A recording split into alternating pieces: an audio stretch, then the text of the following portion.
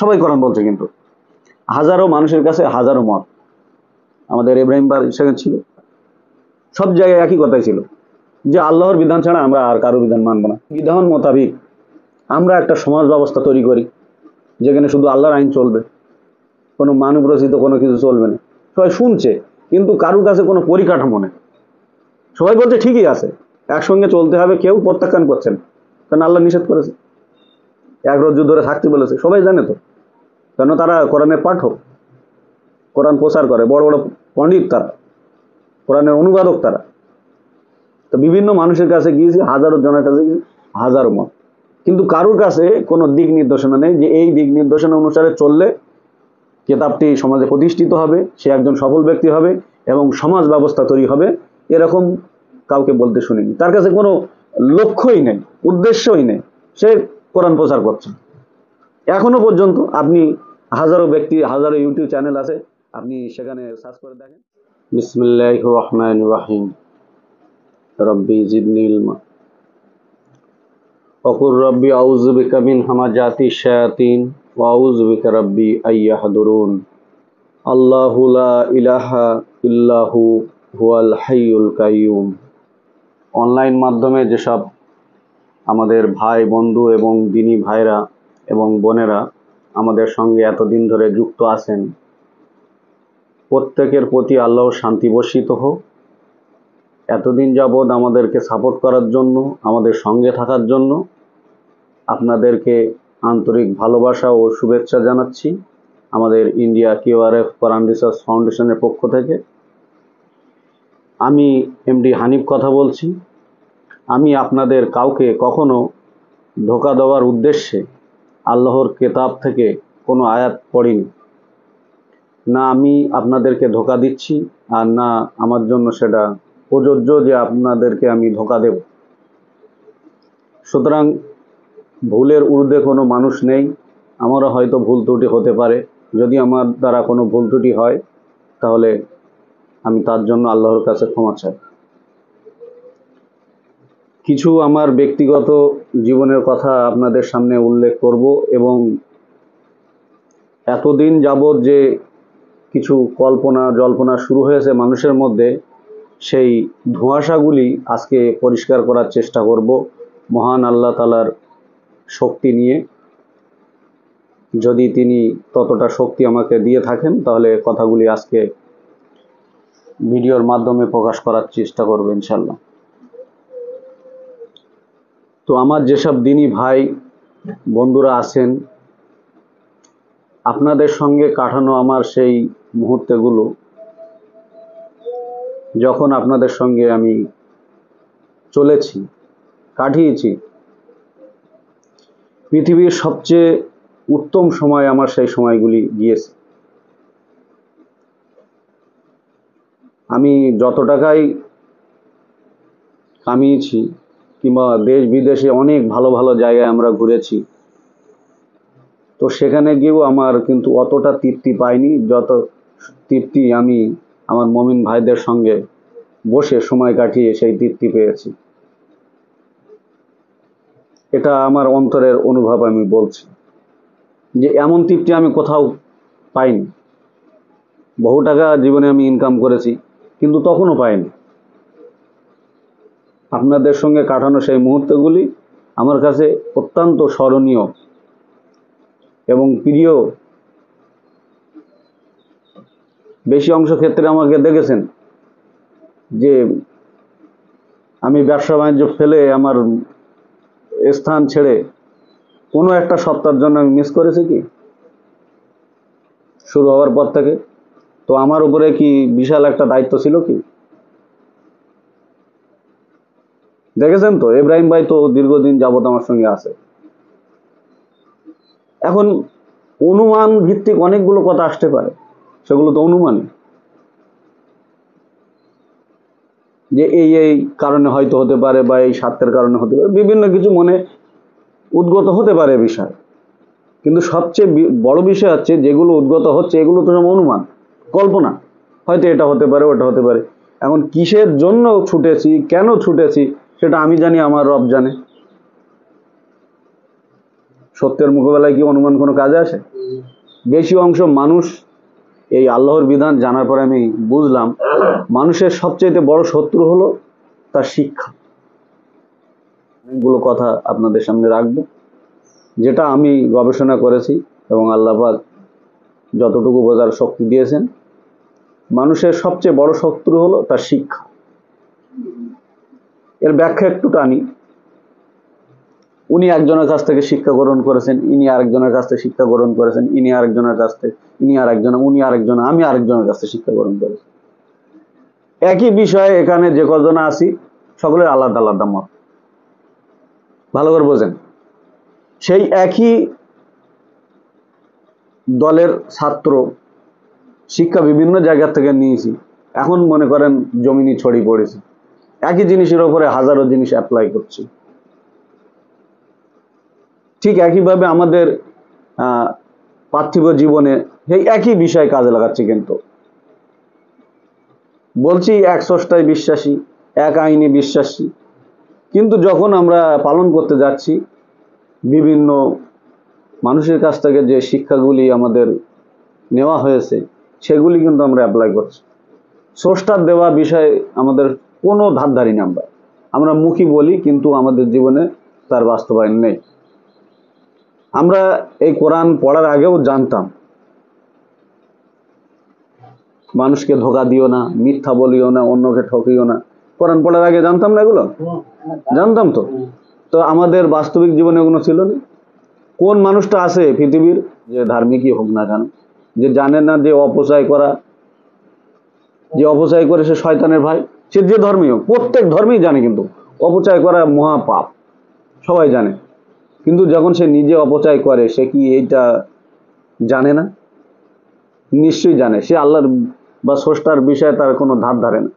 ঠিক একইভাবে মানুষ আল্লাহর কিতাব পড়ে ঠিক, কিন্তু যখন সে বাস্তবায়নের ক্ষেত্রে যায় তখন সে তার প্রবৃত্তিরই অনুসরণ করে। দেখেন যতগুলো মানুষ আজ কোরআনের উপরে চলছে তাদের বাস্তবিক জীবন এক, আর তারা যখন কোরআন বলছে তখন আরেক। তা যে বিষয়ে আপনি প্র্যাকটিক্যাল করেননি তার জ্ঞান বুঝ পাবেন কি? আপনি ডাক্তারি শিখতে গিয়ে আপনার কত বছর বরবাদ করছেন শুধু একটা বিষয় তার। এবার দেখা যাচ্ছে আপনি 3 বছর নিটের পরীক্ষার পরে যে আপনি মনে করছেন যে আপনি ভালো ডাক্তার হবেন, এমন তো না, তাই কি না স্যার? 3 বছর প্র্যাকটিস করার পরে তারপরে যে আপনি ভালো ডাক্তার হবেন এর গ্যারান্টি নেই। তখন থেকে আপনার শুরু হলো প্র্যাকটিস, আপনার একটা অনুমতি পারমিশন দিল যে আপনি এবার ডাক্তারি করতে পারেন। তারপরে এবার আপনার দুনিয়াবি পরীক্ষা শুরু হলো। কারুর বেশি কাটছেন, কারুর কাটতিকে মেরে দিচ্ছেন, ওটা পরে। তাহলে আমরা সবচেয়ে বেশি যেটা দেখেছি সেটা হচ্ছে মানুষের সবচেয়ে বড় শত্রু হলো তার শিক্ষা। কেন যখন আল্লাহ পাক একটা বলছেন সে বাস্তবিক জীবনে আলাদা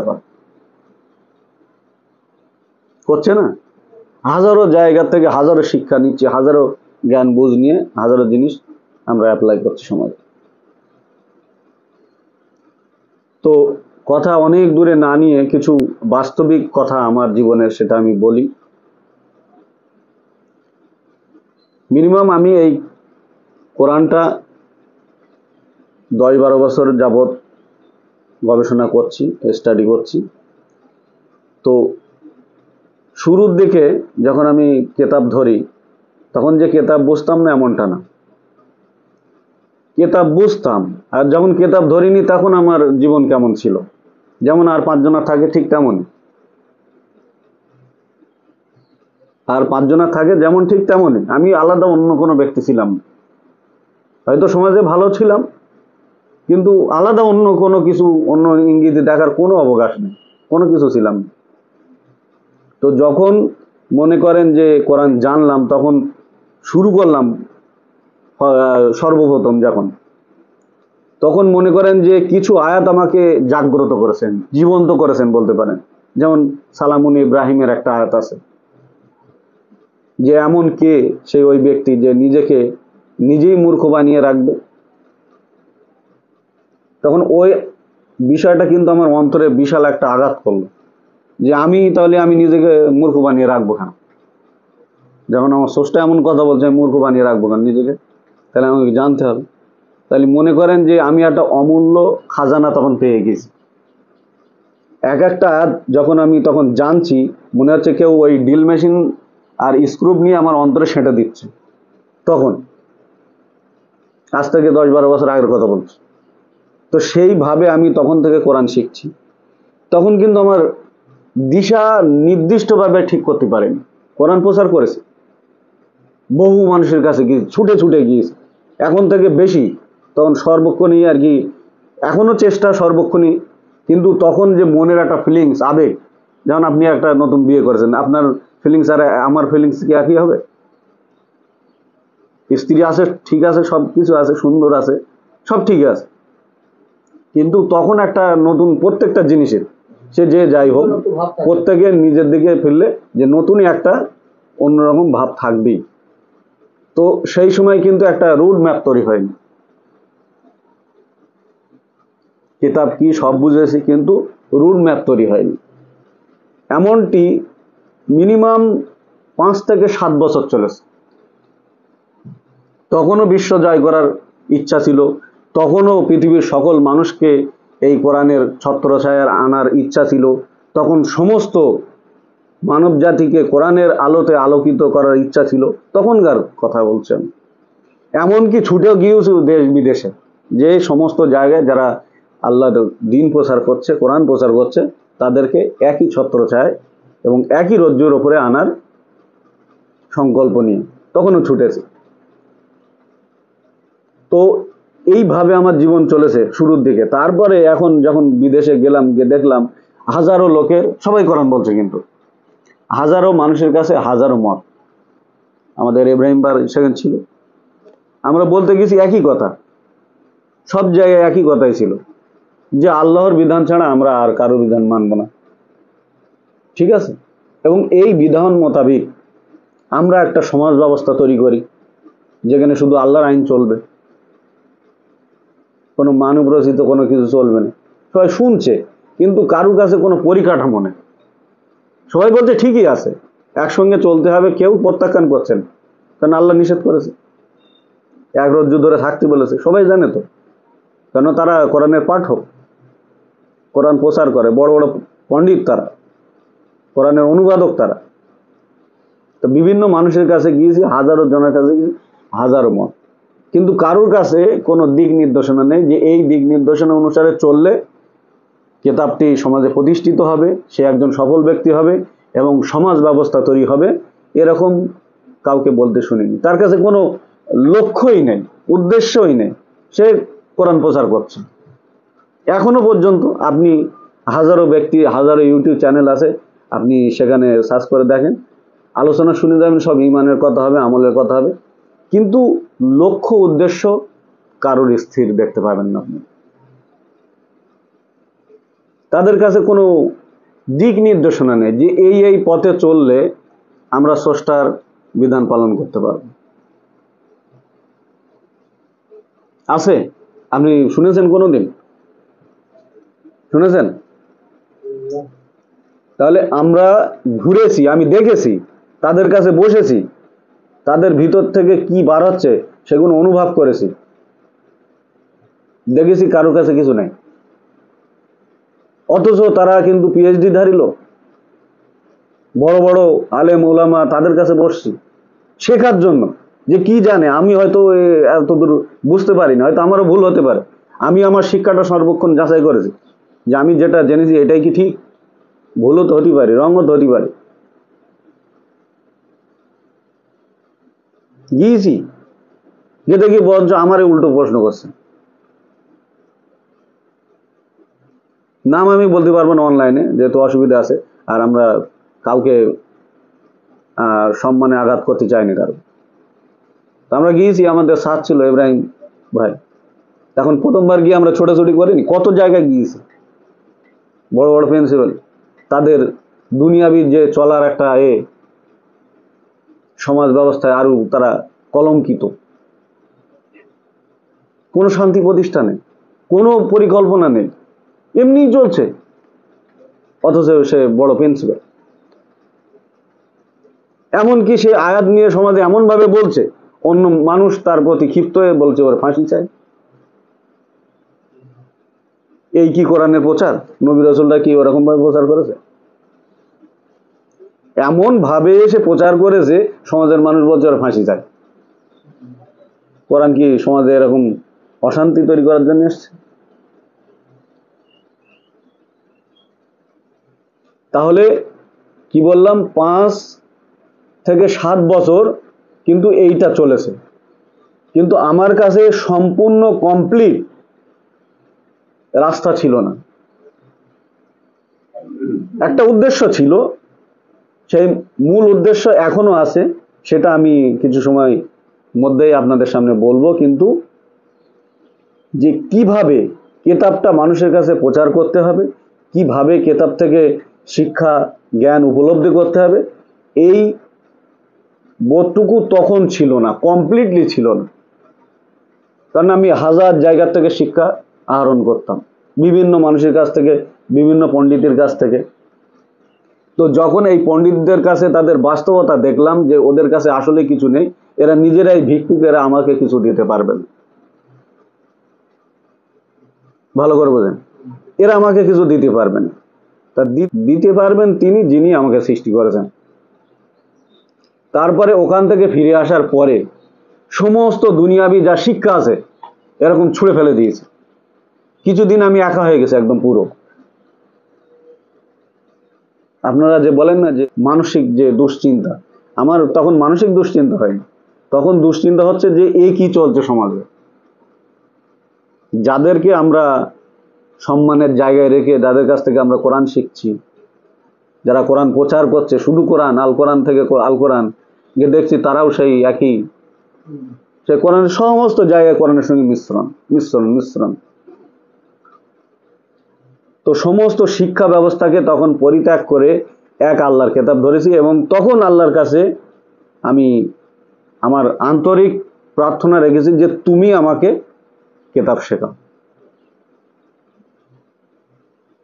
তখন সালামুন মুসার সঙ্গে যে আয়াতটি আল্লাহ পাক দিয়েছিলেন সেই সময়, যে তোমরা তোমাদেরকে হত্যা করো, তখন আল্লাহ পাক তোমাদেরকে জীবন্ত করবে। কথাটা অন্তর থেকে যেন না যায়, কারণ আয়াত যে পড়বো না ওইটা যদি না থাকে ভিতরে তাহলে মনে রাখতে পারবেন। তোমরা তোমাদেরকে হত্যা করো, তখন আমি এটা নিয়ে গবেষণা করবো, হত্যা কি করে করো। আমি যদি আমাকে হত্যা করি তখন তো মারা যাবো। আমাদেরকে নাফস, যেখান থেকে আমাদের ভাবনা উৎপন্ন হয় যে এটা কি ওটা কি, আল্লাহ বলছে ওই ভাবনাটাকে আগে মেরে ফেলো। তোমার ভেতরে যে ভাবনাটা উৎপন্ন হচ্ছে, এই ভাবনাটা তোমার না, তুমি কোথা থেকে শিক্ষা নিয়েছো সেখানকার ভাবনা ওটা। এটা কিন্তু খুব ডিপলি কথা, আজকে কিন্তু খুব ডিপলি কথা বলবো কোরআনে, কেউ তুচ্ছ তাচ্ছিল্য ভাবে নেবেন না। কোরআনের জ্ঞান কি কোরআন থেকেই না। তাহলে এই যে ভাবনা উৎপন্ন হচ্ছে, এটা হচ্ছে আমার চেতনা। আর এই চেতনা কোথা থেকে আসছে? হয়তো আপনি কোনো শিক্ষকের কাছে শুনেছেন, কোনো ইউটিউবে শুনেছেন, কোনো লেখকের বই পড়েছেন।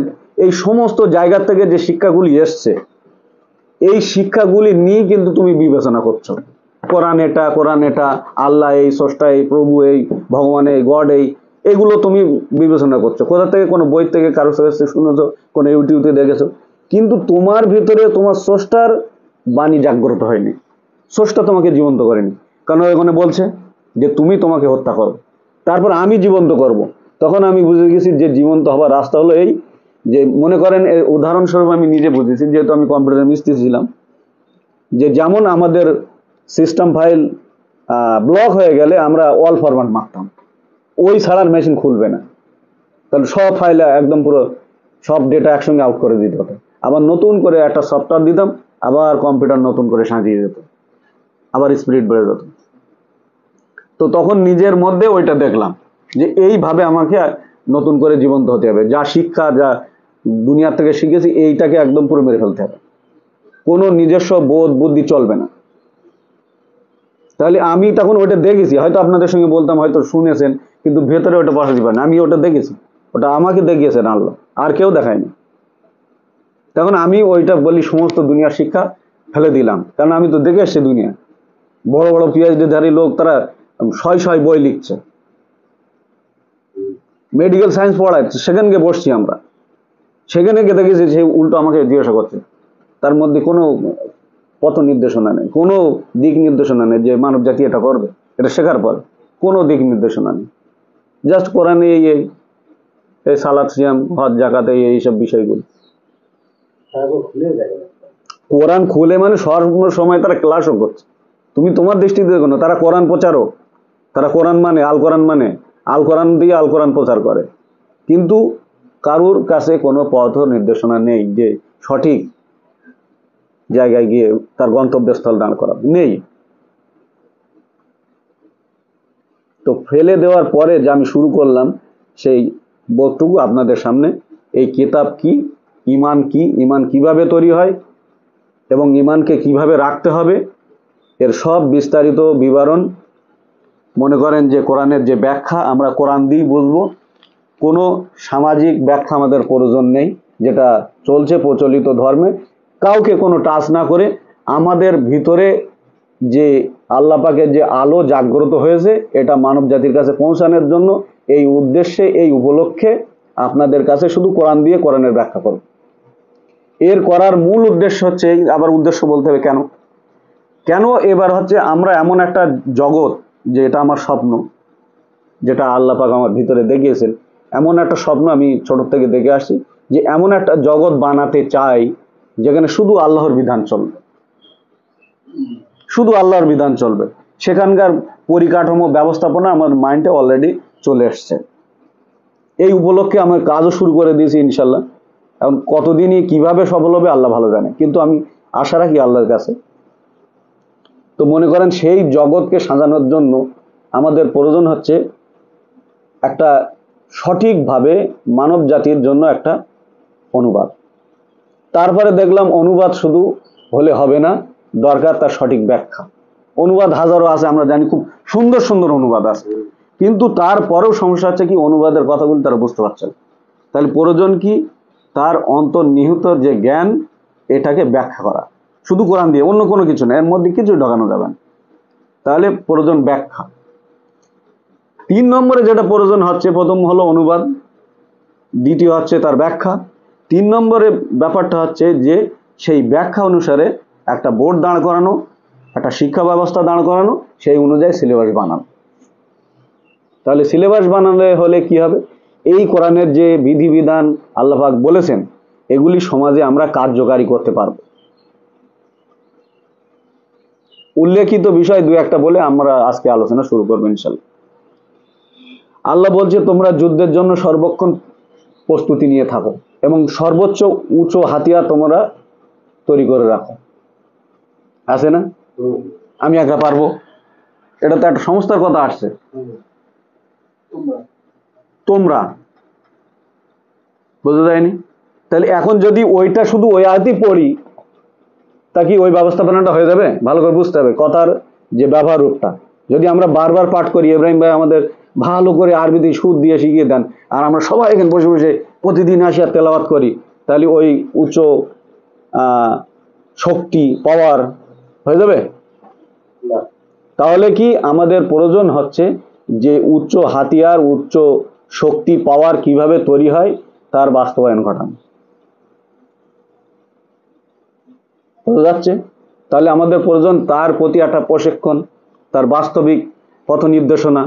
তো তার জন্য আমাদের ওই ধরনের শিক্ষক প্রয়োজন, যারা এই টেকনোলজি, বিভিন্ন ধরনের অস্ত্র বা হাতিয়ার বা বিভিন্ন ধরনের টেকনোলজি এখন বিভিন্ন কিছু আবিষ্কার করছে, এরকম একটা সংস্থা। তো কোরআনের আয়াত, বোঝা যাচ্ছে কি? তাহলে আমরা এখন যদি এই কৃষি বিজ্ঞান নেই, এগ্রিকালচার, তো এই যে স্টেপ বাই স্টেপ আমাদের শিক্ষা ব্যবস্থায় প্রয়োজন যে আমরা আল্লাহর চাষ পদ্ধতিকে কিভাবে বাঁচিয়ে রাখবো। আমার দ্বারাই সবার কাছে গিয়ে বলা সম্ভব? আপনার দ্বারাই সম্ভব?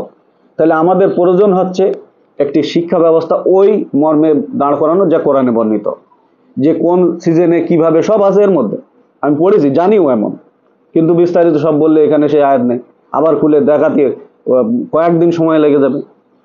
কখন কোন সিজনে কিভাবে ফল তৈরি হয়, সেটা কিভাবে তার জন্ম প্রক্রিয়া থাকে, কিভাবে ভালো রাখতে হয়, সব কোরআনে আছে। তাহলে সেই অনুযায়ী আমাদের একটা সিলেবাস দাঁড় করানো। এতে কোরআনে অর্থনীতি নেই, সমাজনীতি নেই, রাষ্ট্রনীতি নেই, সব আছে তো। তাহলে আমাদের প্রয়োজন সেই অনুসারে সিলেবাস দাঁড় করিয়ে, সাবজেক্ট দাঁড় করিয়ে ছোট থেকে বাচ্চাদেরকে একটু একটু করে কোরআনের উপরে দাঁড় করানো। আমি কি বলছি বোঝা যাচ্ছে কি? তাহলে এবার আমরা মৌলিক বিষয়ের উপর ফিরে আসি, যে 7 বছর আমার প্রায় এমনি এমনি কেটে গেছে ওই রকম ভাবে। তাহলে 7 বছরের শিক্ষা ফেলে দেওয়ার পরে যখন শুধু আল কোরআন দিয়ে আল কোরআন বোঝা শুরু করেছি, তখন কি বুঝি যে এখানে দেখাচ্ছে না। একটা আয়াত পড়েছি, তার আগে পিছের ব্যাখ্যা আমি মিলিয়েছি, আর কি দাঁড় হয়েছে দেখেন। বিসমিল্লাহির রহমানির